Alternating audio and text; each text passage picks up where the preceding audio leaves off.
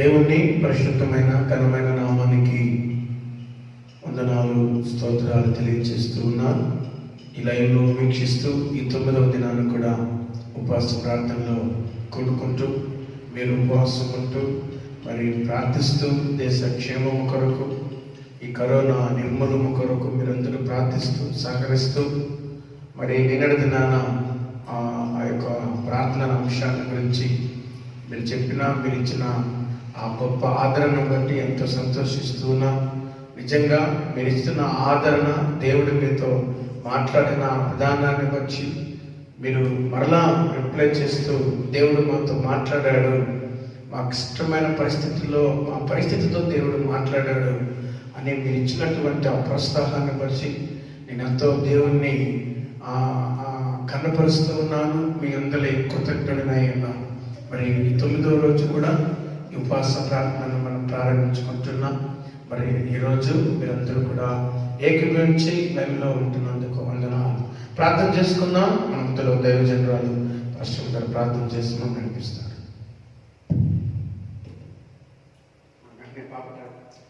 Live చూస్తున్న లైవర్స్ అందరికీ మా హృదయపూర్వకమైన వందనాలు చెల్లిస్తున్నాం. మరి మన భారతదేశం కోసం, ఆంధ్ర తెలంగాణ కోసం ప్రార్థిస్తాం. ఈ వైరస్ ఎంత మాత్రం పని చేయకుండా మరి లైవ్లో మాతో కూడా మీరు ఏకీభవించండి. స్తోత్రం స్తోత్రం స్తోత్రం స్తోత్రం స్తోత్రం. ప్రేమ కలిగిన తండ్రి, నీకు వందనాలు స్తోత్రాలు చెల్లిస్తున్నానయ్యా. అయ్యా నైనా అయ్యా మా భారతదేశం కోసం ప్రార్థిస్తున్నామయ్యా. అయ్యా ఈ వైరస్ ప్రభావ పనిచేస్తున్నాగా యేసు నామంలో నార్మల్ రిపోర్ట్ మీరు దయచేయమని ప్రార్థిస్తున్నానయ్యా.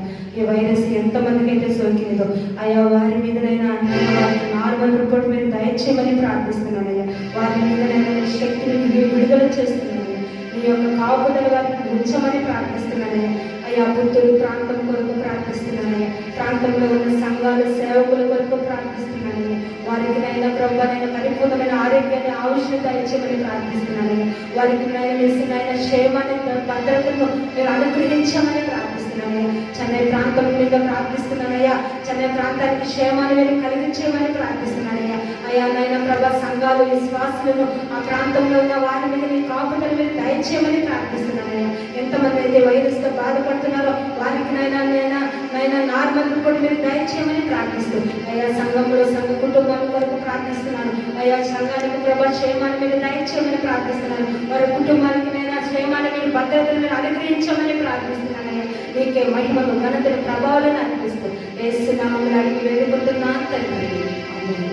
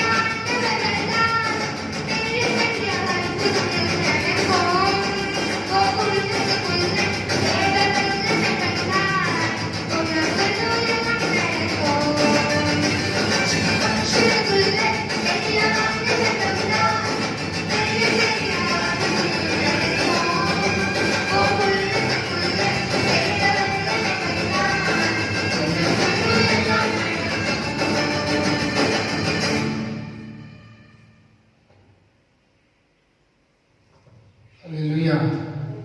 చక్కగా పాట పాడిన బిడ్డని దేవుడు ఆశీర్వదించినట్లుగా మరొక పాట పాడి యేసయ్యను మనం కనపడదాం. హోసన్న పాటల పుస్తకం నుంచి యేసయ్య కనికర పూర్ణుడు అనే పాట పాడి యేసయ్యను మనం కనపడదాం. యేసయ్యా కనికర పూర్ణుడా, మనోహర ప్రేమకు నిలయుడా, నీవేనా నీవేనా నీవేనా సంతోషగానము,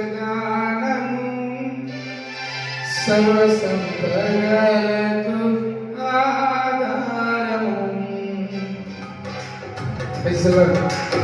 యేసయ్యా కనికర పూర్ణుడా, మనోహర ప్రేమకు నిలయుడా, నీవేనా సంతోషగానము, సర్వ సంపదలకు ఆధారము. నీవేనా సంతోషగానము, సర్వ సంపదలకు ఆధారము. యేసయ్యా కనికర పూర్ణుడా, మనోహర ప్రేమకు నిలయుడా. Praise the Lord. Hallelujah. Amen. స్తోత్రం. చప్పట్లు కొడుతూ యేసయ్య నామాన్ని ఘనపరుద్దాం.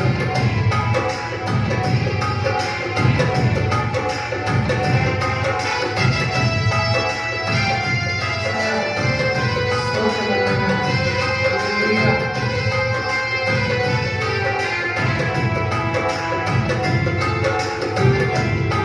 ఆమేన్.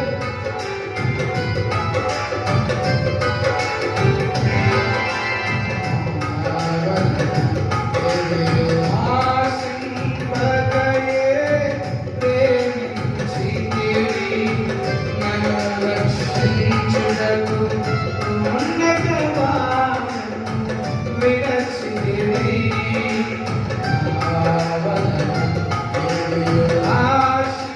ఆశింపగయే ప్రేమించితివి, నన్ను రక్షించుటకు ఉన్నత భాగ్యము విడచితివి. సిలువమానుపై రక్తము రక్షించితివి. శాశ్వత కృప పొంది జీవింతును ఇలా నీ కొరకే. సిలువమానుపై రక్తము రక్షించితివి. శాశ్వత కృప పొంది జీవింతును ఇలా నీ కొరకే. యేసయ్యా కనికర పూర్ణుడా, మనోహర ప్రేమకు నిలయుడా. యేసయ్యా కనికర పూర్ణుడా, మనోహర ప్రేమకు నిలయుడా. Praise the Lord. Hallelujah. స్తోత్రం.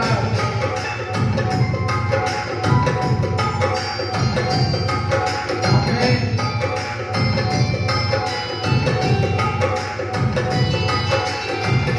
శివుని వందనాలు ప్రభువా.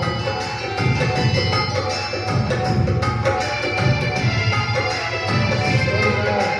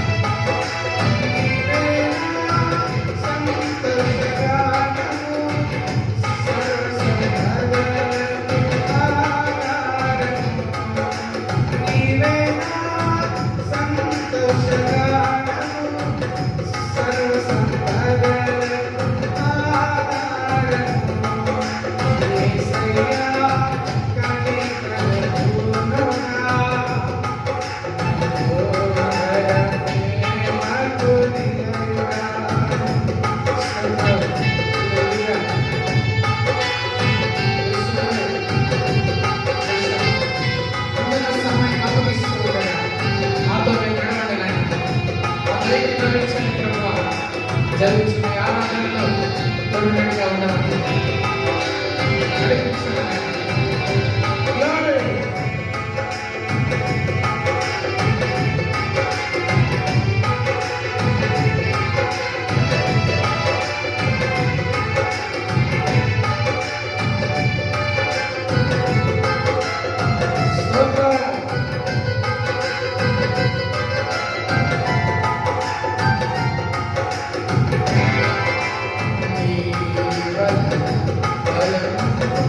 దీనవారే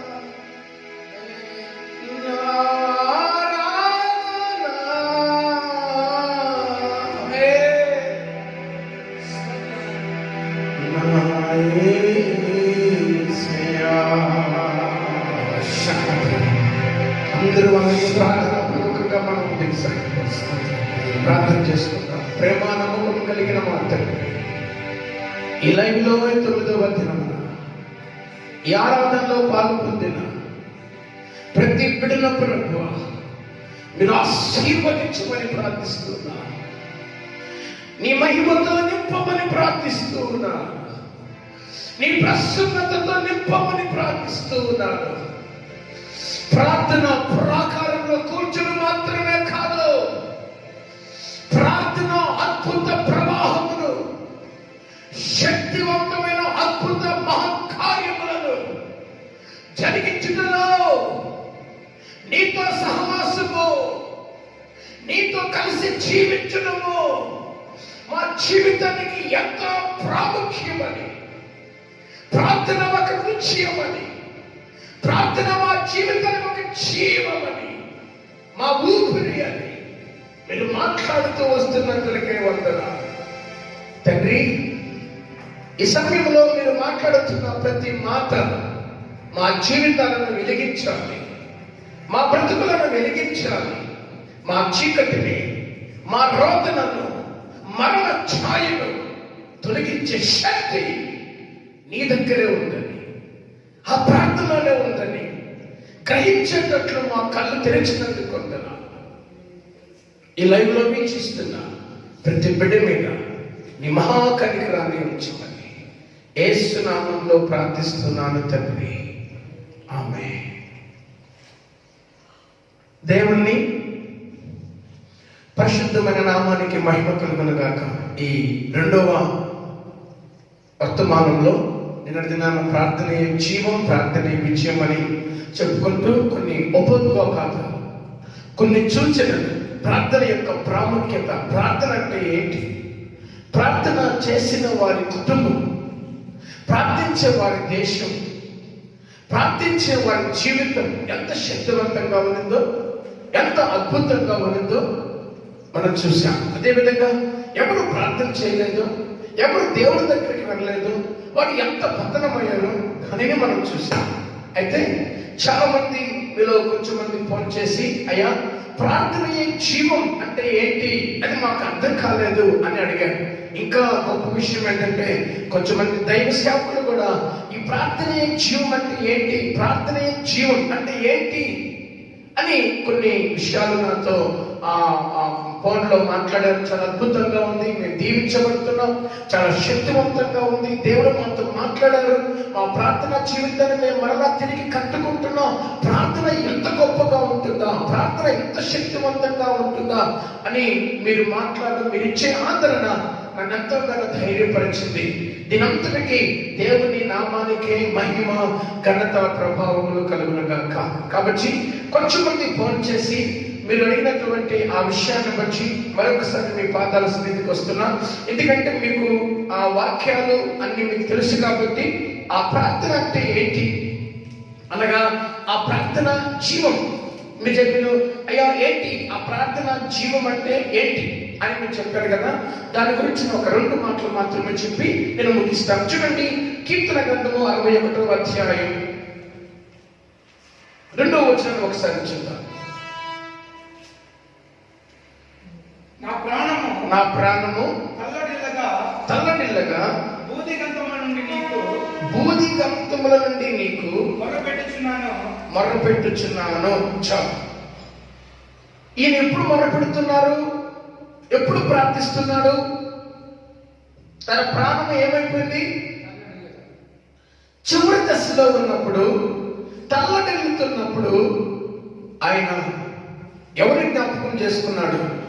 దేవా దేవా, నా ప్రాణము ఆదరణ లేక, నా ప్రాణము ఓదార్పు లేక, నా ప్రాణానికి సమాధానము, నెమ్మది లేక, నా హృదయంలో ఎంతో దిగులు, ఎంతో విచారణ, ఎంతో వేదన, ఎంతో కన్నీరు. చూడండి, ఆ మాటను మనం చూద్దాం. కీర్తన గ్రంథంలోనే 94వ కీర్తన 19వ వచనం ఒకసారి ధ్యానించండి. త్వరగా 94 నా అంతరంగం ముందు అంతరంగంలో ఏం పుట్టింది? ఆయనకి విచారములు, దుఃఖము, హెచ్చగా అవి హెచ్చరినాయి. నా అంతరంగంలో దుఃఖము, వేదన, కన్నీరు ఏమైందట?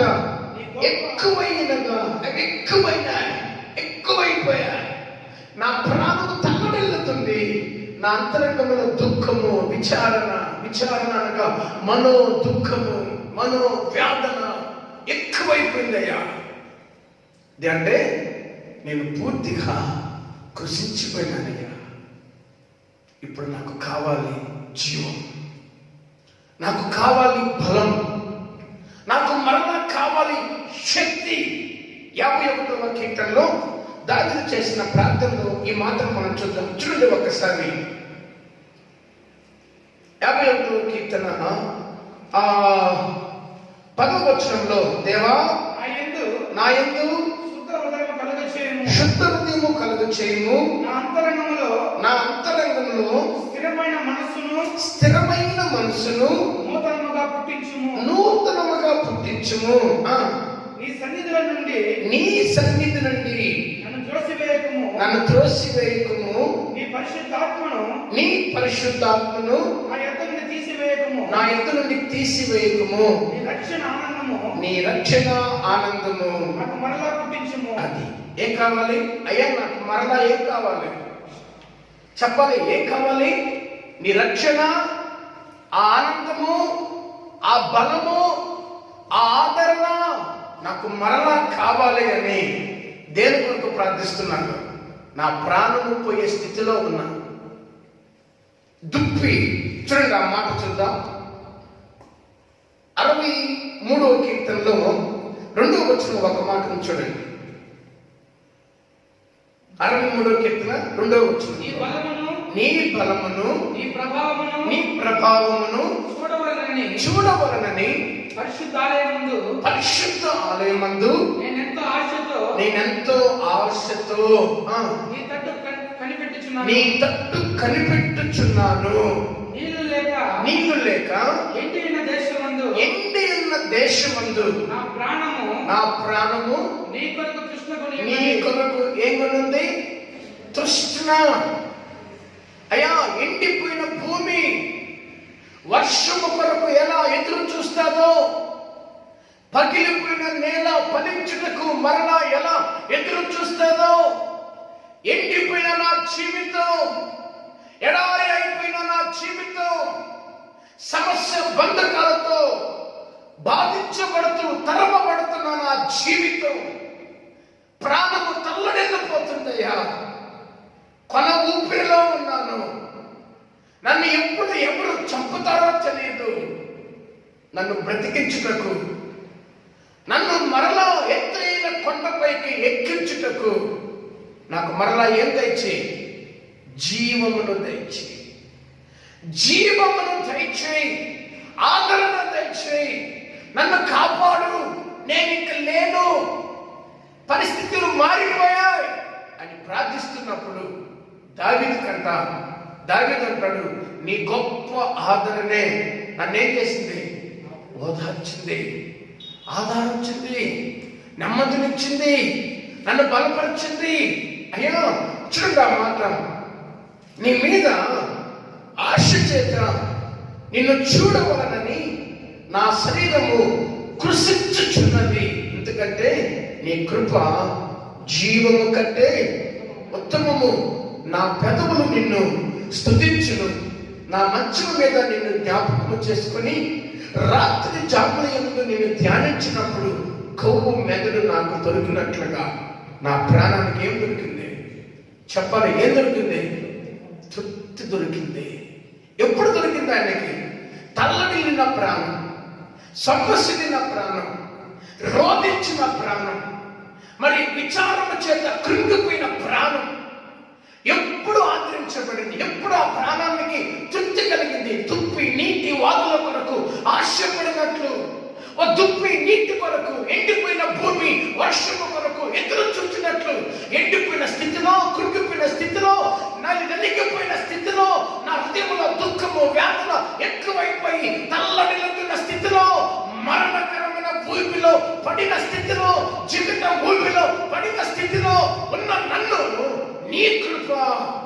జీవము కంటే ఉత్తమమైనది. రాత్రి జాముల యందు నేను నిద్రపోతున్న సమయంలో దేవునికి స్తోత్రం, హల్లెలూయా, నిన్ను ప్రార్థించినప్పుడు, నిన్ను స్తుతించినప్పుడు నా ప్రాణానికి ఏం కలిగింది అంటున్నాడు ఆయన? తృప్తి కలిగింది. అనగా సొమ్మసిల్లిన ప్రాణం, తల్లడిల్లిన ప్రాణం, లేదా ఆ ప్రాణానికి జీవము ఎలా వచ్చింది? ప్రార్థన చేశాడు కాబట్టి, దేవుని సన్నిధిలో రోపణ చేశాడు కాబట్టి. జీవం, ప్రార్థనే జీవం. అంటే చేపలు ఉన్నాయి, చేపలు బ్రతకాలంటే ఎక్కడ ఉండాలి? నీళ్ళలో ఉండాలి. ఇప్పుడు చేపలు నీళ్ళలో ఉంటేనే బ్రతుకుతాయి, లేదనుకో కొంతకాలానికి అంటే కొన్ని గంటలకి అవి చచ్చిపోతాయి. చేపకు నీళ్లు ఎంత అవసరమో ఓ క్రైస్తవునికి ప్రార్థన అంత అవసరం. ఎందుకంటే ప్రార్థన ప్రాణము కంటే విలువైనది. ప్రార్థన నీకున్న పరిస్థితుల కంటే శక్తివంతమైనది. ప్రార్థన సొమ్మసిల్లిపోయిన, తల్లడిల్లిపోయిన, కృంగిపోయిన నీ జీవితాన్ని మరలా మామూలు స్థితికి తీసుకొని వచ్చి నిలబెట్టి, నిన్ను ధైర్యపరిచి, నిన్ను తృప్తిపరిచి, నిన్ను ఫలభరితముగా చేసి, నిన్ను ఆదరించి ఎత్తైన ఉన్నత స్థానంలోకి నడిపించి ఒకే ఒక మార్గం ప్రార్థన. అన్నం తినకుండా ఎన్ని రోజులు ఉండగలం? ఇప్పుడు మేము కూడా ఫాస్టింగ్ ఉంటున్నాం, మీరు ఫాస్టింగ్ ఉంటున్నారు. కానీ సాయంత్రం అయిందనుకోండి, లేదా రాత్రికాల సమయంలో నేర్చి వెళ్ళిపోతాం. సో ఇప్పుడు మనం 20 రోజులు ఉన్నాం, 50 రోజులు ఉండగలం. కానీ 100 రోజులు, సంవత్సరం రోజులు ఉండగలమా? ఉండలే. సో ప్రార్థన కూడా అంతే. కాబట్టి ప్రార్థనయే జీవం, ప్రార్థనయే ఊపిరి. దావీదుకి అన్నీ ఉన్నాయి. రాజ్యం ఉంది, సింహాసనం ఉంది, ధనం ఉంది, బంగారం ఉంది, వజ్రాలు ఉన్నాయి, సర్వ సంపద ఉంది.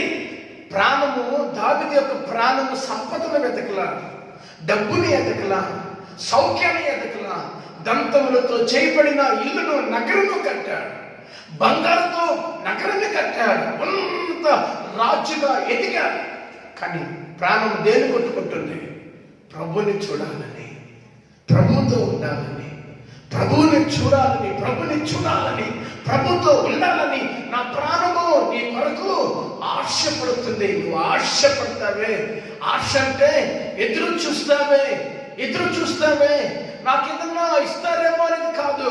నాకు దేవుడే కావాలి. దేవునికి స్తోత్రం. కాబట్టి క్రైస్తవుడు, నిజమైన క్రైస్తవుడు ఏమి లేకపోయినా బ్రతకగలడు, కానీ ప్రార్థన జీవితం లేకుంటే మాత్రం బ్రతకలేడు. కాబట్టి ఈ మాటలు ధ్యానిస్తున్నప్పుడు అపొస్తలుడు విజయ్ కుమార్ రాయ్ గారి గురించి చెప్పడం నాకు చాలా ధన్యకరంగా నేను భావిస్తున్నాను. ఈ మాటలన్నింటిలో అపొస్తలుడు విజయ్ కుమార్ రాయ్ గారిని మీరు, ఆయన సాక్ష్యాన్ని ఒక 2 మాటలు మీరు వినాలని నేను మనవి చేస్తున్నాను. ఆయన ఒక రోజుకి ఎన్ని గంటలు నిద్రపోతాడో తెలియదు, కానీ ఎన్ని గంటలు ప్రార్థన చేస్తారో మాత్రం నేను చెప్పగలను. ఎన్నో గంటల ప్రార్థన, నైట్ అంతా ప్రార్థన, పగలు ప్రార్థన. డాడీ ఏమి ఈ పరిస్థితి ఇంతగా ఎందుకు ప్రార్థించాలంటే, నాకు నిద్ర రావటం లేదు, నాకు తృప్తి లేదు, ఎంత ప్రార్థన చేస్తున్నా నాకు తృప్తి లేదు, ఎంత ప్రార్థిస్తున్నా నాకు నిద్ర రావటం లేదు, నా ప్రాణము దేవుని కొరకు ఆశపడుతుంది. నేను ఆయన మాట వినాలి. ప్రతిరోజు ఒక కొత్త ప్రవచనాన్ని ఇస్తాను, ఒక కొత్త వాగ్దానం ఇస్తాను. దేవుడు మాట్లాడేంత వరకు తినడు, దేవుడు మాట్లాడేంత వరకు నిద్రపోడు, దేవుడు మాట్లాడేంత వరకు ఆ రూమ్ దాటి బయటికి రాడు. ఆయన జీవితంలో అన్నీ ఉన్నాయి. లాక్డౌన్లో ఎన్నో హోటల్స్, సంపాదన, బిజినెస్ అంతా కూడా పక్కన పడింది. కానీ ప్రతిరోజు ఆయనతో మేము మాట్లాడతాం, నా కుటుంబీకులు మాట్లాడతాం, నాతో దైవ సేవకులు మాట్లాడతాం. ఏ రోజు కూడా నా బిజినెస్ కోసం ప్రార్థన చేయండి, బిజినెస్ హోటల్ కోసం ప్రార్థన చేయండి అని చెప్పింది లేదండి.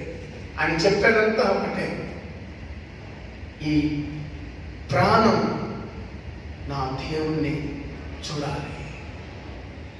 నా జీవితంలో దేవుడి కంటే నాకు ఎక్కువ ఏది లేదు, నాకు దేవుడే కావాలి. అయ్యా మీరు భోజనం చేశారా? లేదయ్యా నేను ప్రార్థన చేస్తున్నాను.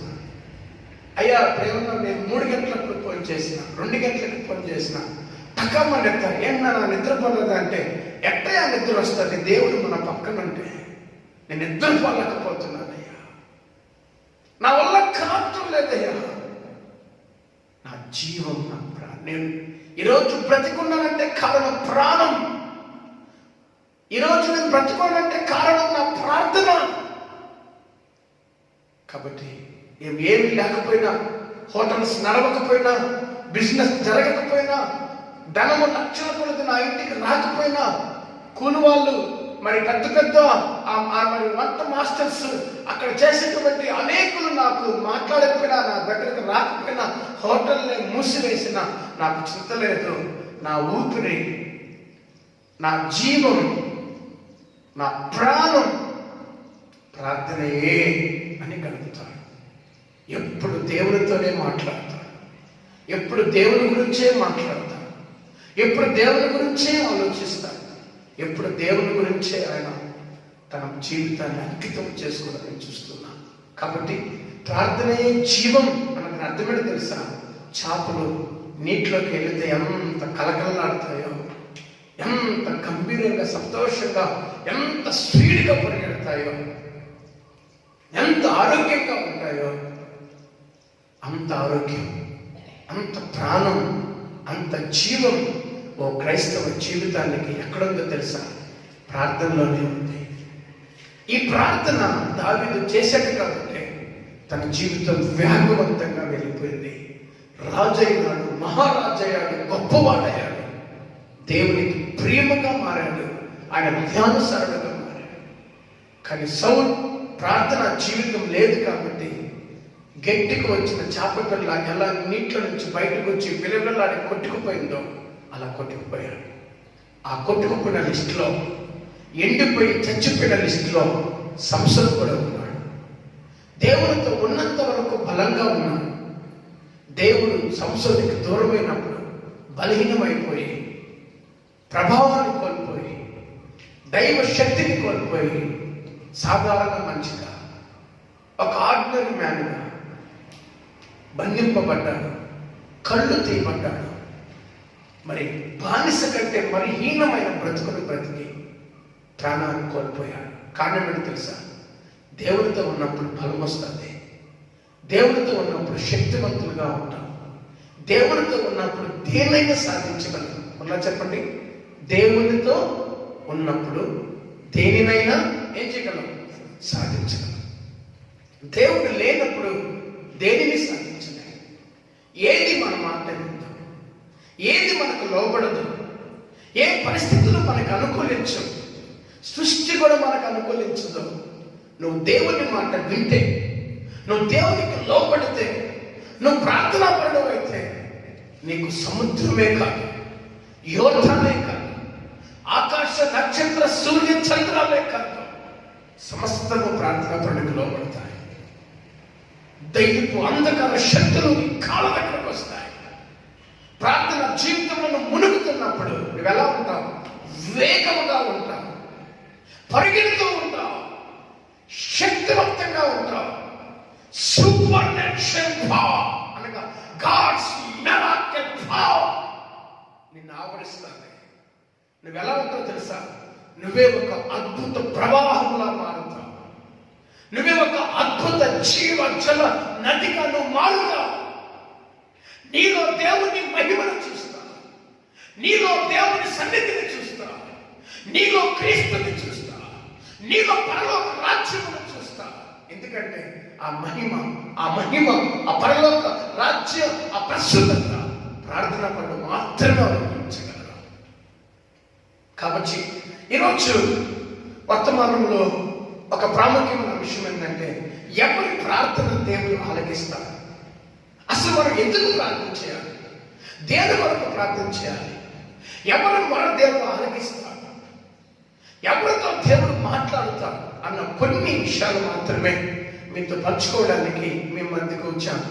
ఈ ఇంతకుముందు చెప్పిన ఆ జీవముల గురించి చెప్పిన మాటలు ఎంతో మంది పనులు చేసి లైవ్ చూసిన వాళ్ళు, వాక్యం విన్న వాళ్ళు, అయ్యా ప్రార్థనీయ జీవం అంటే ఏంటని చెప్పినప్పుడు వాళ్ళకి మీకు కూడా ఇది కొంచెం వివరించాలనే ఈ మాట మీతో చెప్పాను. మరి ఇప్పుడు దయచేసి మీరు వేరే ఛానల్కి వెళ్ళొద్దు, వేరే యూట్యూబ్కి వెళ్ళొద్దు. చూడండి, ఇక్కడ చెప్పబడిన ప్రతి మాట, ప్రతి వర్డ్ ప్రభు నాకు ఇచ్చింది. ఇదే ఫస్ట్ టైం నేను మెసేజ్ ప్రిపేర్ చేయడం. ఏ రోజు నేను మెసేజ్ ప్రిపేర్ చేయడం నాకు రాదు, నాకు తెలియదు. అక్కడికి నిలబడినప్పుడు నాకు దేవుడు ఏదైతే మాట్లాడతాడో, ఎక్కడైతే నేను నిలబడినప్పుడు ఆయన స్వరం నేను వింటానో, ఆ ఒక్క మాట చాలు, అక్కడ అద్భుతాలు జరుగుతున్నాయి. దేవుని మహిమ దిగువచ్చును నేను చూశాను. దేవుడే స్వయంగా వాళ్ళతో మాట్లాడాలని చూశాను. కాబట్టి దానికి అలవాటు పడిపోయాను. కానీ ఇప్పుడు సిద్ధపడినా ఇంతవరకు నోట్సాయి కూడా నేను చూడలేదు. దేవుణ్ణే చూస్తూ మీతో మాట్లాడుతూ ఉన్నాను. ప్రతి మాట దేవుడు నడిపించింది. కాబట్టి అటు ఇటు వెళ్ళొద్దు. భయభక్తులతో ఈ కొన్ని మాటలు మీరు ధ్యానించాలని ప్రభు అనే యేసుక్రీస్తు నామములో మిమ్మల్ని మనం చేస్తున్నాం. త్వరగా మన టాపిక్ వెళ్దాం. ఏంటి టాపిక్ అంటే, దేవుడు ఎవరి ప్రార్థన అంగీకరిస్తారు.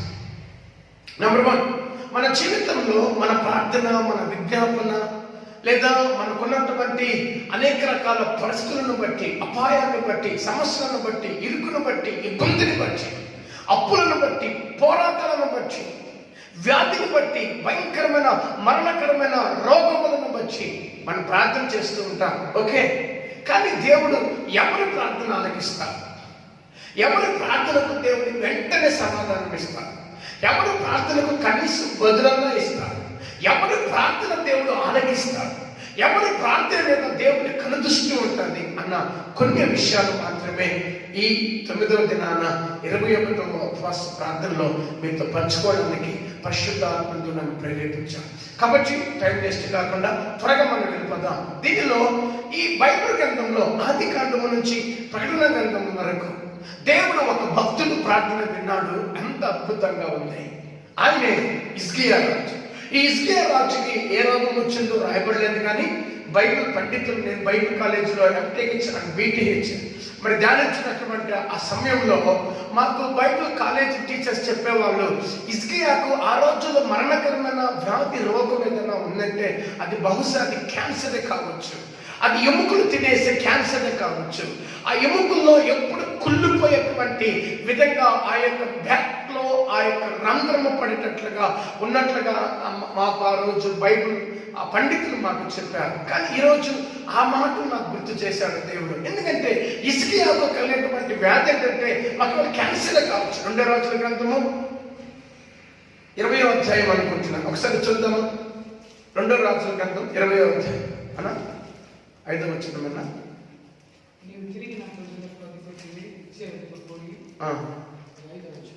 5వ వచనం ఫస్ట్ వచనం చూడండి. ఆ దినములలో హిజ్కియాకు మరణకరమైన రోగము కలగగా. మీకు ఈ విషయం అంతా తెలుసు కాబట్టి మీతో నేను ఎక్కువగా ఈ వచనాలు చదివించడం లేదు, మీరు ధ్యానించండి. ఏంటంటే హిజ్కియాకు ఏ రోగం కలిగింది? మరణకరమైన రోగం. బహుశా ఈ రోజుల్లో మరణకరమైన రోగం ఏముండొచ్చు? ఇప్పుడు మనం అనుకున్నట్టుగా కరోనా అనేది కొంచెం కాలమే, అది వచ్చినట్టే వచ్చి వెళ్ళిపోద్దని భయపడవద్దు. ఓకే, ఆ రోజుల్లో మరణకరమైన రోగము వ్యాధి ఏదైనా ఉందంటే ఇలాంటి క్యాన్సరే కావచ్చు. ఇది వచ్చింది, దేవుడు యెషయాకి చెప్పాడు, నువ్వు వెళ్ళి చెప్పాయి ఆయన ఇల్లు చక్కబెట్టుకోమను, చచ్చిపోతున్నాడు చెప్పినప్పుడు ఇతడు సమస్యలు లేదు. అయ్యో, చాలా మంది వ్యాధిలో ఉన్నప్పుడు, చాలా మంది ఇలాంటి భయంకరమైన మరణ భయాన్ని అనుభవిస్తున్నప్పుడు వాళ్ళు అనుకుంటారు, ఇక ఈ మరణము చాలు, నేను చచ్చిపోతే బాగుండు, ఈ నొప్పి తట్టుకోలేకపోతున్నా, ఈ వ్యాధిని తట్టుకోలేకపోతున్నా, సమాజం రాజ్యం అంతా నన్ను చూస్తూ ఉన్నా, నన్ను హేళన చేస్తూ ఉన్నా, నన్ను అవమానంగా చూస్తున్నా, నాకేదో పెద్ద జబ్బుచ్చినట్లుగా చూస్తూ ఉన్నారని చెప్పి ఈ హిజ్కియా బలహీనపడలేదు, హిజ్కియా సోలిపోలేదు. ఆ వ్యాధిలో, ఆ మరణకరమైన వ్యాధిని అనుభవిస్తూనే దేవుని సన్నిధికి రావడం మనం చూస్తున్నాం. అనగా దేవుని దగ్గర మోకరించడం మనం చూస్తున్నాం. దేవుని దగ్గర మోకరించి హిజ్కియా చెప్పిన మాటలు మనం చూద్దామా? ఒకసారి 3వ వచనం చదవండి. యెహోవా, నువ్వు నాకు రోగమునిచ్చావే, మరణకరమైన వ్యాధితో నేను పడినానే, పురుగులు వచ్చి నన్ను తినేస్తున్నాయే, నా మాంసమును తింటున్నాయే. ఓకే, ఇలాంటి రోగమును నేను కలిగి ఉన్నాను తండ్రి, నేను మరణిస్తానని చెప్పావే, నేను ఏ పాపం చేశానయ్యా? దేవుని దగ్గరికి వెళ్ళి అడుగుతున్నాడు, యెహోవా నీ దృష్టికి నేను ఎలా ఉన్నాను? యథార్థ హృదయుడునై సత్యముతో నీ సన్నిధిని నేనెట్లు నడుచుకుంటును, నీ దృష్టికి అనుకూలముగా సమస్తమును నేనెట్లు జరిగించుతునో. చాలు. దేవుని దృష్టికి హిజ్కియా ఎలా ఉన్నాడు? అనుకూలముగా ఉన్నాడు. ఒక ప్రార్థన అంగీకరించబడాలి అంటే ప్రార్థన చేసే వ్యక్తి కూడా దేవునికి ఏం కావాలి?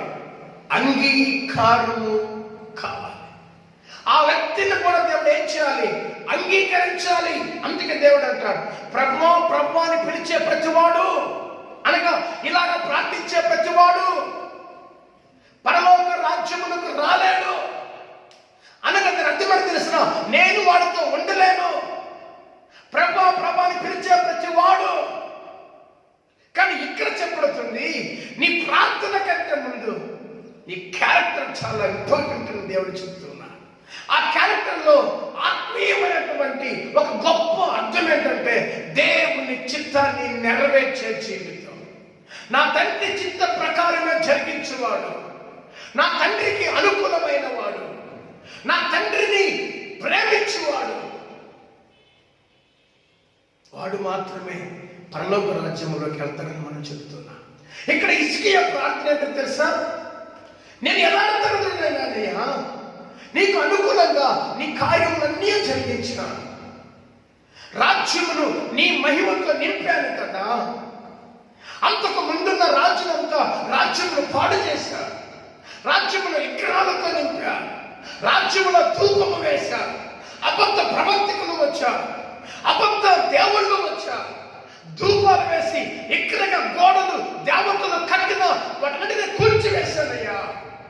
నీ మనసులో ఏదో ఉందో దానినే చేశాను, దేని నిర్మూలన చేయమన్నావో దాని నిర్మూలన చేశాను. నీ దృష్టికి న్యాయముగా యథార్థముగా భక్తిగా నీతిగా జీవించే నా జీవితంలో ఈ మరణకరమైన వ్యాధి ఏంటయ్యా?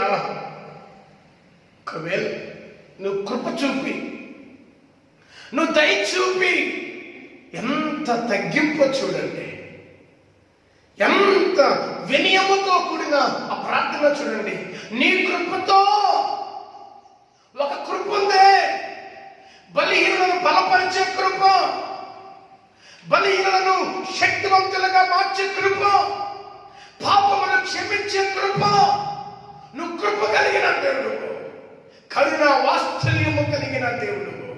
నాకు తెలుసయ్యా, నువ్వు నన్ను స్వస్థపరచగలవని తెలుసయ్యా.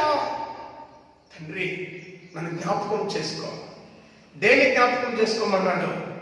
నేను చేసిన క్రియలు జ్ఞాపకం చేసుకో, నా భక్తిని జ్ఞాపకం చేసుకో, నీ దృష్టికి ఎలా అనుకూలముగా బ్రతికానో జ్ఞాపకం చేసుకోమన్నప్పుడు వెంటనే దేవుని సమాధానము, ఏ ప్రవక్త అయితే మరణిస్తావు అని చెప్పాడో ఆ ప్రవక్త దగ్గరికి దేవుడు వచ్చి, యెషయా ఆ ప్రార్థన నాకు అనుకూలమైంది. అందుకే హిజ్కియా నువ్వు కన్నీళ్లు విడుచుట చూచి తిని. అందుకే నేను చెప్పాను కదా, మనిషి జీవితానికి విలువ లేకపోవచ్చేమో కానీ కన్నీటికి ఏముంది? విలువ ఉంది. కన్నీటి జీవితానికి ఏముంది? విలువ ఉంది. దేవునికి హిజ్కియా విలువిచ్చాడు. దేవుని దృష్టికి హిజ్కియా న్యాయముగా యథార్థముగా భయభక్తులు కలిగి జీవించాడు. కాబట్టి దేవుడు హిజ్కియాకు ఏమిచ్చాడు చెప్పాలి? ఏమిచ్చాడు? చెప్పండి.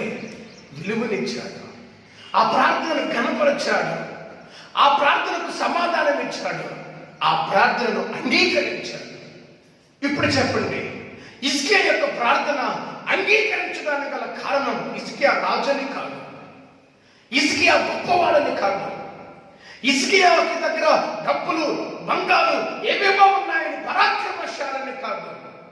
హిజ్కియా యొక్క ఆ యొక్క గుణ లక్షణాలు, ఆ క్యారెక్టర్, ఆ విధేయత హిజ్కియాను ఏం చేసి చెప్పండి, తిరిగి ఆయుష్ను పొందుకునేలా చేసింది. ఈరోజు నీ నా జీవితంలో ఇలాంటి మరణ భయం, ఇలాంటి మరణకరమైన వ్యాధి, ఇలాంటి మరణకరమైన వైరస్, ఇలాంటి మరణకరమైనటువంటి తాపకరమైనటువంటి తెగుళ్ళు, ఇలాంటి పోరాటాలు, ఇలాంటి అప్పుల సమస్యలు ని వేధిస్తుంటాయేమో, నిన్ను బాధిస్తూ ఉంటాయేమో, నిన్ను భయపడుతూ ఉంటాయేమో. భయపడవద్దు.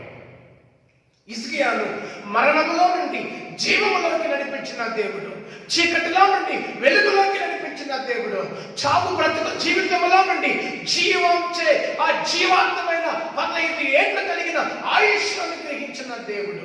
ఇంత చెప్పాలంటే ఇంకా ఆయనకి బిడలు కూడా పుట్టలేదు ఆ టైంలో. దీని తర్వాత దేవుడు ఆయనకు ఇంకో కుమారుడు అనుగ్రహిస్తాడు. అంత గొప్ప ప్రార్థనకు కారణం ఏంటంటే, దేవుడు హిజ్కియా ప్రార్థన అంగీకరించడానికి కారణం ఏంటంటే దేవునికి అనుకూలముగా ఉన్నాడు కాబట్టి. మొదట దేవునికి అనుకూలముగా ఉండి దేవుడు అంగీకరించే వ్యక్తిగా, దేవునికి ప్రియమైన వ్యక్తిగా హిజ్కియా ఉన్నాడు కాబట్టి ఆ నోటి నుండి వచ్చి ప్రార్థనను దేవుడు ఆలకించాడు. ఈరోజు ఎంతో మంది ప్రార్థన చేస్తున్నారండి, మన ప్రార్థనకు సమాధానం రావటం లేదు. ఎంతో మంది ఎన్నో రోజులుగా, ఎన్నో దినాలుగా ప్రార్థన చేస్తూనే ఉంటారు కదా. నేను ఎన్ని వినలేదు, ఏంటో దేవుడు మా ప్రార్థన వినలేదు, ఏంటో మా ప్రార్థనకు సమాధానమే రాలేదు, ఇంకా ప్రార్థన చేస్తూనే ఉన్నాం పాస్టర్ గారు. ఇప్పుడు ఎందుకంటే దాదాపు 10 సంవత్సరాలుగా మా దగ్గర ప్రేయర్ బుక్ ఉంటారు. 12 గంటల ప్రార్థన మేము ప్రారంభించాం ప్రతి నెలలో. దీంట్లో అనేకమైన ప్రార్థన విజ్ఞాపనలు చూస్తే 10 ఏళ్ళైనా ఇంకా ప్రార్థన విజ్ఞాపన అలాగే ఉంటుంది.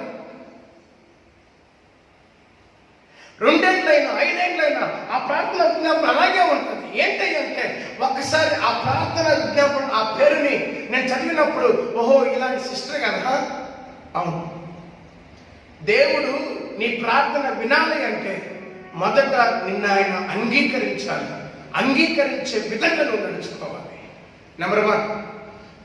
నెంబర్ 2, దానియేలు గ్రంథము 9వ అధ్యాయంలోకి రండి. దానియేలు గ్రంథము 9వ అధ్యాయంలో ఒక మాటను దేవుడు నాకు తెలియచేశాడు. దానియేలు గ్రంథము 9వ అధ్యాయం 3వ వచనం. అంతటా నేను గోనె పట్ట కట్టుకొని ధూళి తలపైన వేసుకొని ఉపవాసం ఉండి ప్రార్థన విజ్ఞాపనము చేయుటకై ప్రభువుకు దేవుని ఎదుట నా మనస్సును నిబ్బరము చేసుకుంటుని. నేను నా దేవుడైన యెహోవా ఎదుట ప్రార్థన చేసి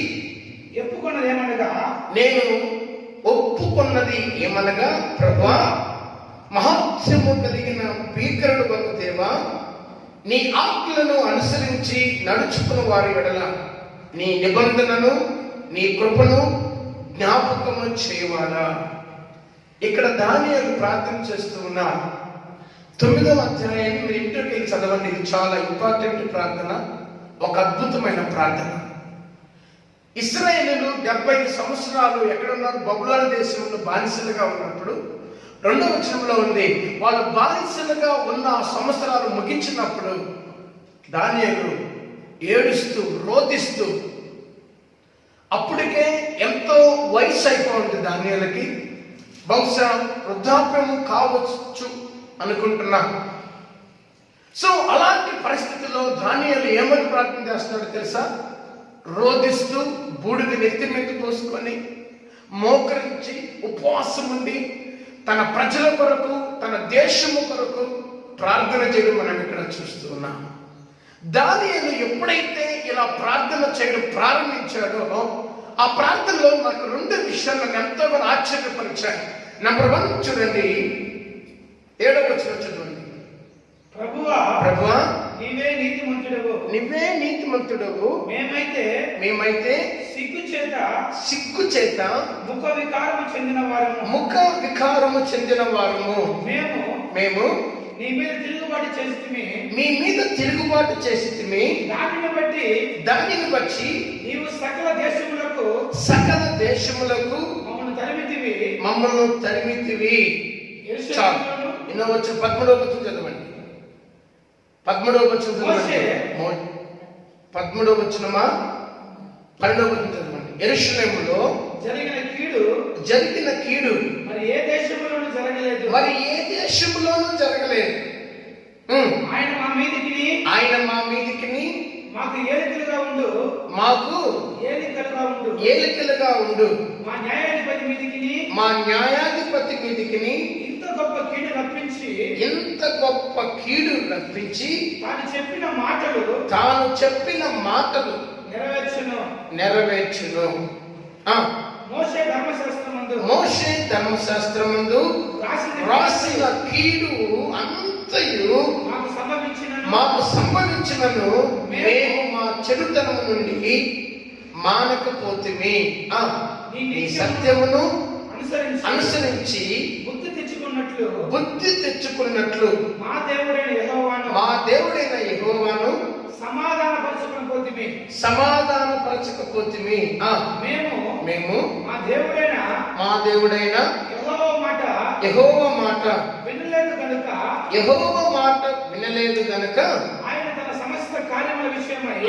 తన సమస్త కార్యముల విషయమై న్యాయస్థుడై ఉండి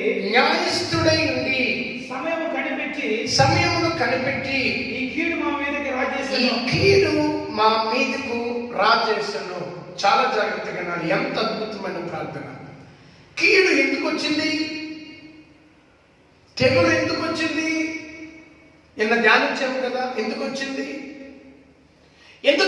దేవుని యొక్క శాపం ఇశ్రాయేలు మీదకి. దేవుడు ఎందుకు వాళ్ళు చల్లా చెదురుగా వెళ్ళగొట్టబడ్డారు? ఏ కుటుంబంలో అయితే దేవుడు ఉండడో ఆ కుటుంబాన్ని పరిపాలించడానికి నెబుకద్నెజరు లాంటి దయ్యం ఒకడు వస్తాడు. నెబుకద్నెజరు లాంటి దయ్యం లాంటి వాడు అక్కడ ఉంటాడు. వాడే సైతాను. వాడు వచ్చి కుటుంబాన్ని చిన్న భిన్నము చేస్తాడు. నిన్నటి దినాన ఆ సంఘంలో ఒక విశ్వాసకి నేను చెప్పాను, దేవుడు ఏ కుటుంబానికైతే ఉంటాడో ఆ కుటుంబము కట్టబడతాడు. దేవుడు ఏ కుటుంబానికైతే దూరం అవుతాడో ఆ కుటుంబాన్ని సాతానుడు విరిచేస్తాడు. అది జరిగింది ఇక్కడ. విరవబడ్డ బానిసలుగా ఉండి బానిసత్వంలో నుండి వాగ్దాన దేశంలోకి పాలు ప్రవహించు ఆశీర్వాదకరమైన శ్రేయస్కరమైన అద్భుతమైన మహిమతో కూడిన బంగారుని ఎంతో 100 టన్నులు చూడగలిగిన స్థితికి, దేశాలలోనే అత్యున్నతమైన ఉన్నత స్థితికి దేవుడు తన బిడ్డను నడిపిస్తే వీళ్ళు మరలా బానిసలైపోవడానికి కారణం, మరలా ఆ పాత జీవితంలోకి వెళ్ళిపోవడానికి గల కారణం ఏంటో తెలుసా? దేవుని మాటకు లోబడకపోవడం వలన. రెండవదిగా వారు దేవుని యొక్క లేఖనాలను వినకపోవడం వలన. మూడవదిగా ఎంత చెప్పినా ప్రవక్తలను దేవుని సేవకులను ద్వేషించడం, వారిని నిందించడం, వారిని హింసించడం, విగ్రహాలు పెట్టి పూజించడం. ప్రభు అంటాడు, మీలో జరిగిన విగ్రహారాధన ఇంతమైన ఘోరమైన కీడు అన్ని జనులలో జరిగిందా? కాబట్టి నేను మేము అనుభవిస్తున్నామే ఈ కీడికి. దేవా, నువ్వు కాదు కారణం. తండ్రి మహోన్నతుడా, కారణము నువ్వు కాదు. మా క్రియలే, మా ప్రవర్తనే, మా బుద్ధిహీనతే, మా మూర్ఖత్వమే మీ మాటకు మేము లోబడలేదు. కాబట్టి నేను ఉన్నట్టుగా ఈ కీడు మా మీదకి వచ్చును, ఈ కీడు మా మీదకి ప్రాప్తించును. ఈ తెగులు మేము అనుభవిస్తున్నాం, ఈ వ్యాధులు అనుభవిస్తున్నాం, ఈ యొక్క బాధలు అనుభవిస్తున్నాం. అయితే నువ్వు కృప కలిగిన దేవుడు కాబట్టి, నువ్వు దయ కలిగిన దేవుడు కాబట్టి మమ్మల్ని జ్ఞాపకం చేసుకుని దీని నుండి మమ్మల్ని తప్పించమని ప్రార్థన చేస్తున్నప్పుడు 20వ వచనం చదవండి. 9:20వ వచనం. నేను ఆ, ఇంకా పలుకుచు ఇంకా పలుకుచు అనగా ఇంకా ప్రార్థన చేస్తూ చేస్తూ పలుకుచు ప్రార్థన చేయొచ్చు పవిత్ర పర్వతము కొరకు పవిత్ర పర్వతము కొరకు నా దేవుడైన యెహోవా ఎదుట నా దేవుడైన యెహోవా ఎదుట నా పాపమును నా పాపమును నా జనము యొక్క పాపమును నా జన్మల యొక్క పాపమును ఒప్పుకొనుచు ఎవరు ఒప్పుకుంటున్నారు? దేశము సమాధాన పడాలి అంటే, దేశాన్ని దేవుడు స్వస్థపరచాలి అంటే ఎవరు ప్రార్థన చేస్తే కాదు. ఇక్కడ కీడు నుండి బయటికి రావాలి అంటే మనల్ని నేర్చుకోవాలని చెప్పాడు దేవుడు. 2వ దినవృత్తాంతముల గ్రంథం మీకు తెలుసు. ఈ కరోనా వచ్చినప్పటి నుంచి ఎంతో మంది దైవజనులు ఎన్నో ప్రసంగాలను ఎక్కువగా వాడిన వాక్య భాగం ఏదైనా ఉంది అంటే 2వ దినవృత్తాంతముల గ్రంథము 7వ అధ్యాయం 14వ వచనం. అక్కడేముంది? మీరు పాపములు మాని, పాపములు విడిచి మిమ్మల్ని మీరు తగ్గించుకొని ప్రార్థన చేసిన ఎడల మీ ప్రార్థనను ఆలకిస్తాను, మీ దేశాన్ని తర్వాత స్వస్థపరుస్తాను అంటున్నా. దేశాన్ని దేవుడు స్వస్థపరచాలి అంటే, దేశంలో నుండి కీడు తొలగిపోవాలి అంటే, దేశంలో నుండి ఇలాంటి భయంకరమైనటువంటి కరోనా వైరస్ లాంటి భయంకరమైన విపత్తులు తొలగిపోవాలి అంటే, భయంకరమైన అపాయాలు, కీడు, శాపం, భయంకరమైనటువంటి దుర్దినాలు తొలగిపోవాలి అంటే ఇలా ప్రార్థన చేసే దానియేలు ఇంటిలో కావాలి. ఇలా ప్రార్థన చేసే దానియేలు లాంటి వాళ్ళు సంఘములో లేయాలి. ఏమని ప్రార్థన చేస్తారో తెలుసా? నా పాపమును క్షమించు, నా ప్రజల పాపమును కూడా క్షమించు. నా దేవుని ఎదుట విజ్ఞాపన చేస్తున్నది. నేను నాకు మాట్లాడుచు ప్రార్థన చేయించు ఉండగా మొదట నేను దర్శనమందు చూచిన అతి ప్రకాశమానుడైన గాబ్రియల్ ఆ మనుషుడు సాయంత్రపు బలి అర్పించే సమయమున నాకు కనబడి నన్ను ముట్టెను. చాలా జాగ్రత్తగా గమనించండి. బైబిల్ గ్రంథంలో చాలా సందర్భాల్లో దానియేలు ప్రార్థన చేసినప్పుడు దేవుని దూతలు అప్పటికప్పటికే దిగి దానియేలుతో మాట్లాడుతూ ఉంటాయి. దానియేలుతో దేవుని దూతలు మాట్లాడడానికి గల కారణం ఏంటంటే, ఆ తగ్గింపు గల కారణం ఏంటంటే, ఆ ప్రార్థన దానియేలు నోట నుండి వెలువడిన వెంటనే ఆ మాటలు పరలోకానికి వెళ్తాయి. పరలోకం వెళ్ళి దేవుడు తన దూతను, గాబ్రియల్ అనే దూతను దానియేలు దగ్గరకు పంపుతాడు. ఈ దానియేలు ప్రార్థన ఎంత గొప్పగా లేకపోతే పరలోకం నుండి దేవుని దూత భూమి మీదకి వస్తుంది, దానియేలును ముట్టుతుంది, దానియేలును తాకుతుంది. మరియను ముట్టలా దూత? ఎవరిని ముట్టింది? ప్రార్థన చేసే ప్రార్థన పరుని ముట్టింది. ప్రార్థన చేసే ఆ పేతురుని పట్టింది. పేతురు దేవునికి స్తోత్రం. హల్లెలూయా, హల్లెలూయా. ఏంటి తెలుసు నా ప్రార్థన? దానియేలు ప్రార్థన చూడండి. ఇంకొక మాట 18వ వచనంలో, నీ గొప్ప కనికరమును బట్టి మేము నిన్ను ప్రార్థించుచున్నాము, కానీ మా స్వనీతి కార్యమును బట్టి నీ సన్నిధిని నిలబడి మేమేం చేయట్లేదు, ప్రార్థన చేయట్లేదు. మా దేవా, చెవికి ఆలకింపుము, నీ కన్నులు తెరిచి నీ పేరు పెట్టబడిన ఈ పట్టణము మీదికి వచ్చిన నాశనమును, నీ పేరు పెట్టబడిన ఈ పట్టణమును దృష్టించి ఏం చేయమంటున్నాడు? చూడు, మా స్వనీతిని బట్టి కాదు, నాకు ఎన్నో తలాంతులు ఉన్నాయి, నాకు ఎన్నో వరాలు ఉన్నాయి. ఇప్పుడు ప్రస్తుతానికి ఇక్కడున్న ఈ దేశంలో రాజు తర్వాత నేనే, కానీ మా స్వనీతి ఉందని, మేము గొప్పవారమని, జ్ఞానులమని, మేమేదో గొప్ప స్థితిలో ఉన్నామని, ధనవంతులమని మీ సన్నిధికి మేము రావా? మమ్మల్ని మేము తగ్గించుకొని, మమ్మల్ని మేము వృద్ధులుగా చేసుకొని, మా పాపములను క్షమించమని నిన్ను వేడుకుంటున్నాము తండ్రి. ఈ నాశనాన్ని ఆపు, మా మీదకి వచ్చిన కీడుని ఆపు అని దానియేలు ప్రార్థన చేస్తుండగా ఎవరు వచ్చారంట? దూత వచ్చింది. దూత వచ్చి ఎవరిని ముట్టింది? దానియేలును ముట్టింది. దానియేలు యొక్క ప్రార్థన అంగీకరించబడడానికి, దానియేలు యొక్క దూత రావడానికి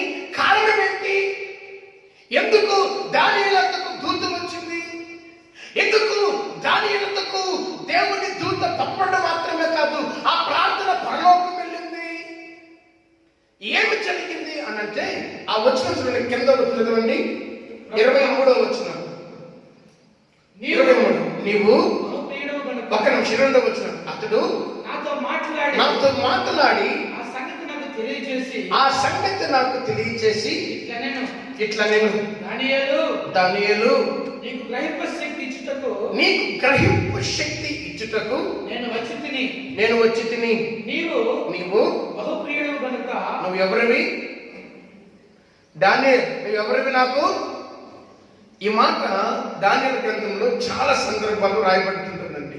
నువ్వు బహుప్రియుడు కనుక నీవు విజ్ఞాపన చేయడం ఆరంభించినప్పుడు నువ్వు విజ్ఞాపన చేయడము ఆరంభించినప్పుడే ఈ సంగతి నీకు చెప్పుటకు వెళ్ళవలనని ఆజ్ఞ బయలుదేరెను. దేవునికి స్తోత్రం. హల్లెలూయా, హల్లెలూయా.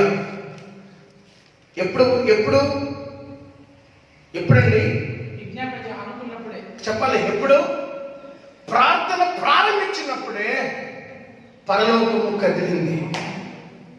ప్రార్థన ప్రారంభించినప్పుడే దేవుడు మాట్లాడడం ప్రారంభించాడు. ఒక మనిషి భూమి మీద పలకడం, ప్రార్థించడం, తండ్రి నా దేవా, నా రక్షకుడా, కనికరము కలిగిన తండ్రి అని ప్రార్థిస్తుంటే ఏ తండ్రి ఊరుకుంటాడండి? ఒక చిన్న సంభవాన్ని చెప్తా, ఎందుకంటే మెసేజ్ అసలు ఈ కథలు చెప్పడం, స్టోరీ చెప్పడం నాకు రాదు. కానీ తండ్రి అని చెప్పినప్పుడు నాకు ఒక విషయం గుర్తొస్తా.